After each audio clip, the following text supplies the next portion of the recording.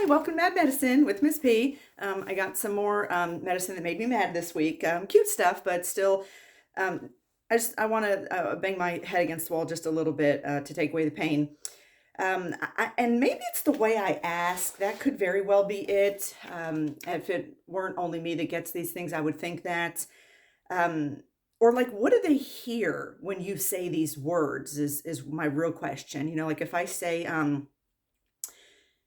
have you had, any other surgery that you can think of? And they're like, nope, and they had like, their wisdom teeth out and a knee scope, which they never think is a knee scope. And they always want to tell you the name of the doctor and the facility they had it in. We never ask that. We just say, what surgery have you had? And then they go into all these details, or they tell you nothing. They're like, I had a knee scope. Okay, which knee? And have to go through the whole thing. But this particular patient, I said, any other surgery? Nope, nothing at all. And then, of course, as we get down to the end there and start asking the questions, turns out he has chronic kidney disease, stage 2 CHF, and had 2 stents. Okay, were those ureter stents?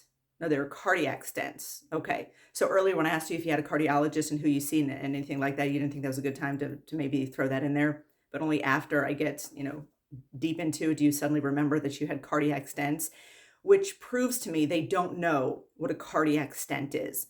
Because I feel like if you really knew that that meant opening up the blood flow to the myocardium, the heart muscle, so it can stay alive, in turn continue to beat, in turn keeping you alive, I feel like maybe they would realize, that that's more important than the appendectomy they told me about. So again, I kind of blame doctors and nurses for that, but I guess we should just admit that even if you tell them, they don't listen. Maybe that's how I am at my mechanics, or when, my plumbing guy's trying to tell me something and I want to follow along and I want to pretend like I know what he's talking about. I didn't really get it. My AC guy was awesome. He told me everything. I totally got that. So that was a plus. He, spoke English and everything. He used some technical words there, but I think I followed along. And he was awesome. So I don't know if this was the same guy. I said, when we're questioning about cardiologists and cardiac history, he's like, oh, well, I got a cardiac clearance, so I'm fine. Everything's fine. I said, no, I know, but I have to know who your cardiologist is, because saying you're fine doesn't mean the anesthesiologist understands what's going on in your history. He's like, no, I know I'm fine. The cardiologist says I'm fine, so I'm fine. Yeah, it doesn't matter how fine you are. The anesthesiologist that is putting you to sleep while they cut you open needs to know your ejection fraction, needs to know what that stress test result was, and they need to know what your last EKG looked like. So if they're seeing something different, they can compare it and know if there's a problem that we need to act on. Oh no, I'm fine. Okay, I feel like I'm speaking English, but again, you think that a cardiologist or the surgeon telling you that you're fine, that the anesthesiologist is the one that stops the show. So when the anesthesiologist says, no, I'm not putting this patient to sleep, there's no surgery.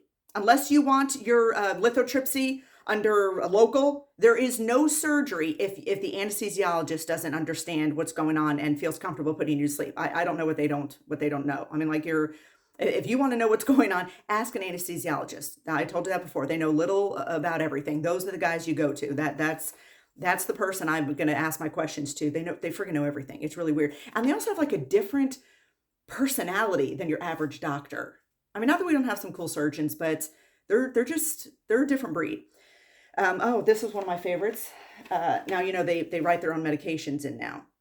Now, as I told you before, if you type it in and you're spelling it correctly, it will pop up 50 different choices of doses or combos and stuff. But if you type it in like this, they unfortunately are never going to understand that. Yeah, I don't, that's a first. I feel like at some point that's texting slang, because none of those are actual words. Metro is a word. And pro is technically a word. And, there's a little LOL, but that's not a medication. Fortunately, I knew what they meant, so I can just delete the whole thing, type it in correctly, and then, get the right dose. And of course, the dose is not 1 tablet twice a day. That's not a dose. It's not a dose. Just read the milligram off the bottle. It's not a dose. Oh, do you have an irregular heartbeat? It's a yes or no question. It's simply yes or no. Yeah, oh, yeah, well, I have mitral valve prolapse. Okay, that's not remotely related to an electrical condition at all. That has nothing to do with the beat. It may make an extra sound or different sounds. That's a completely different thing. An issue, and we need to know, but just answer the question and quit telling me additional stuff. Like, do you have a cardiologist? Well, yeah, because I had a stroke. That's that's not who you don't see a cardiologist for a stroke. They can't help you. It's a neurologist. How do you how do you not know a stroke has nothing to do with your heart? Did you have a cardiac stroke? Yeah, that's called an MI. It's not it's not a stroke. I don't it's not a stroke. Um the patient complained of a cloudy cataract. Okay, that's the definition of a cataract is it's when the lens becomes cloudy. And they all think that we're going to go in there and go like and take the cataract off. No, when I tell them they're going to take the old lens out and put a new lens in, well, he didn't say nothing about that. He did. He did. She literally explained it to you that they're going to emulsify the old lens with a laser, suck that out and put a new acrylic lens in. You just weren't listening because they were talking about doing stuff to your eye. I understand. But that's what's happening. They're not going to go in there with like, some Windex and a little towel and just, scrape that cataract off. That's what they're taking cataracts off. That's what they all say. Taking the cataract off. Right. Like bird crap on your windshield. No, we're replacing the windshield. Just trust me. Are you sure? I'm positive. I'm positive. Yeah, same as this. There's always the billing questions. That's always in there. Um, oh, a stomach hernia. Yeah, this patient had the old stomach hernia, which you feel like, would be funny if you didn't have to actually figure out what they're talking about. Is it actually a hiatal hernia and you got to get to the bottom of that? Or was it just a ventral hernia and it's been repaired? No such thing as a stomach hernia. And your stomach is a small organ underneath your xiphoid process. It's not related to a height. It's not related to your abdomen and the muscle wall throughout your entire abdomen. And people don't really understand that your diaphragm is involved with a hiatal hernia, and you can't make them understand. Hey, I feel like it would take 2 minutes for someone to look it up. Like if I hear something, in fact, I did the other day, someone referred to me as this term, and I had to look it up. So I knew exactly what it meant. And it meant that apparently I was his nemesis. Now he said it jokingly, so it didn't break my heart, but it was pretty funny. So, but I did have to look it up just to make sure that I, wasn't going off the deep end there. Meniscus in the knee. This patient had his meniscus corrected in his knee. That's fine. That's just fun stuff. Under anesthesiologist. Oh, this patient, when he had surgery, he was under anesthesiologist. I'm like, oh, which one were you under? Could you point him out? I'm just curious. Deviated system. When your system is deviated off to the side, like mine still is. I mean, it's better, definitely better. But still, I just want like I want to correct it just right there. I feel like, what if I sleep like that? I think that would help. What if I put some tape on it? Little deviated system. Hate when that happens. Oh God, this patient had the neck cancer and the gallstones. That was the surgery he had. He had gallstone surgery. It's, when they go in and take out the gallstones, they'll leave the gallbladder. Yeah, they don't do that, but that's still, I know what you meant. And the old neck cancer. Okay, when you say neck cancer, there's like stuff in here that it could directly relate to. Was that like a little nodule somewhere? Was that like a lymph node? Are we talking thyroid, parathyroid? Was it like bone, cervical? Nope, it's just neck cancer. God, he's got the neck cancer. That is tricky. A patient charted that they had equate on daily. That's what they charted. They literally wrote that in there. They typed in there equate on daily. Now, not only do I not at all know what that means, but I'm assuming they mean the Equate brand of some medication, some over-the-counter something, Equate brand. Could you be more vague? No, it's impossible. All right, just checking. And then there's a little spot where they can write in, I say, is there anything we can do to make your visits special? What can we do to make sure you get the best possible care? There's a little empty box in there. And they often write stupid stuff in there. Unfortunately, I don't really see anybody writing in anything that matters. Once in a while, they'll say like, please keep my spouse updated. That's legit because they probably have had an episode before where surgery runs late and, the nurse that got the patient ready, well, she's off getting other patients ready. And then the circulator hasn't even come up on that patient yet. So it's not really her patient yet. And then the anesthesiologist, well, that's not his, issue. He's moving on to another one or sure she's getting ready to take the next one. So who is, supposed to update the family member when they're having surgery? So that's legit. I understand that. But don't kill me. That's not even funny. I guess that leads us to believe you have like a silly little sense of humor, but we just think you're stupid. Or don't hurt me or keep me comfortable. I don't even know how to respond to that. That's not, I mean, fortunately we don't have to respond, but this is outpatient surgery. We're not killing anybody. The goal is to keep you comfortable the whole time. So you're happy here. And if you have surgery in the future and you have a choice of somewhere to go, you would want to come back to us. And most of the patients do. We have a fabulous facility, wonderful professionals. I've had, my son had surgery there twice. My husband had surgery there twice. I would have surgery there if it, was like neck up because I'm shy. But it's a great place. So I mean, I guess they're trying to be funny, but it's not funny. Like, that's the opportunity to really say something significant, like, "I have a frozen shoulder, just make sure, when you reposition me, just, don't move that one shoulder," or anything like that, but they don't. They just write in stuff that makes no sense whatsoever. Oh, um, this patient said that they have cancer, smokes 1 pack a day, and has 5 beers daily, and takes Megace over the counter. There's so much going on there. I don't.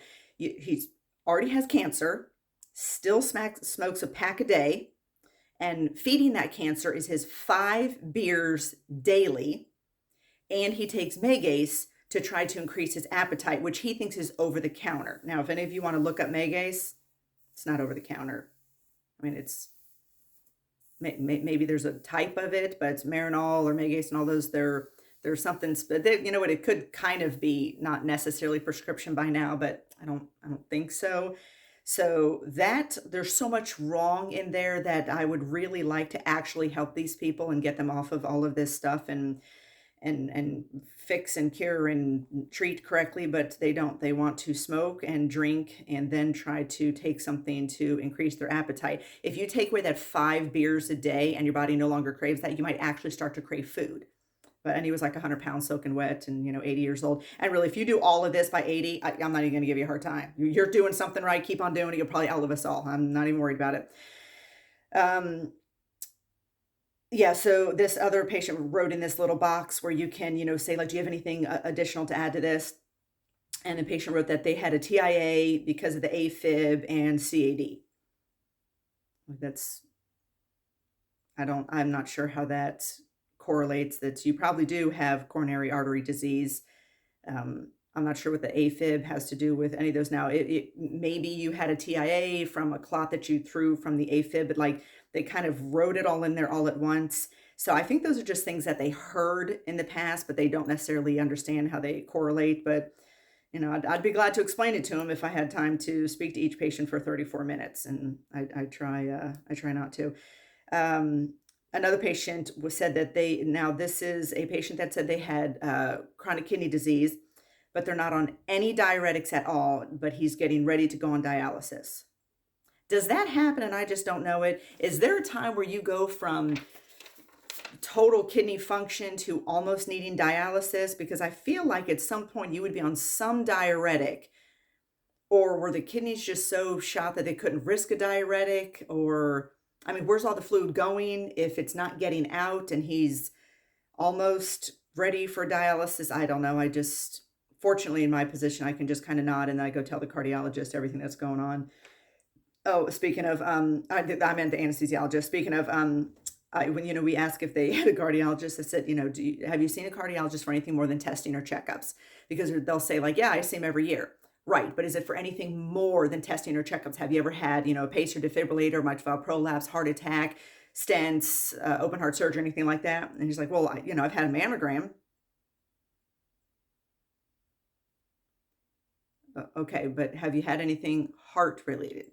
Have you ever had a heart problem? I think it's great that you're getting your yearly mammograms, and then that's good, but that's we're not even there yet. I mean, yes, it's same location, but completely different system. What do you say to that? AFib and TAC. This other little this patient told me that she was 4 foot and 13 inches. I think that's 5'1". I'm pretty sure that's just 5'1". Maybe she just wants to be 4 foot. I'm 4 foot 13 inches. Maybe that sounds better. I don't know. We'll see. Um, and she had AFib and TAC. I don't know what that is. I literally don't even know what TAC, AFib and TAC. Maybe PVCs or PACs. Is TAC a thing? And I don't know. TAC. I don't know. That another patient told me that she goes to her cardiologist for breathing, for her breathing. She sees her cardiologist, to help her breathing. Um, I don't know how to make them understand. I want to explain it to them and how they're completely unrelated. Maybe she gets out of breath because she's in heart failure and she thinks that has to do with her pulmonary system. I don't know. And sometimes I don't necessarily want to know, but that's where we are. So I got to get going. So my husband keeps calling my phone, and God bless him. You could text me, and then if I don't text back, obviously I'm in the middle of something, but I love him anyway. All right. So same as always, face your fears, forget your failures, follow your faith, and I'll see you in 2 weeks.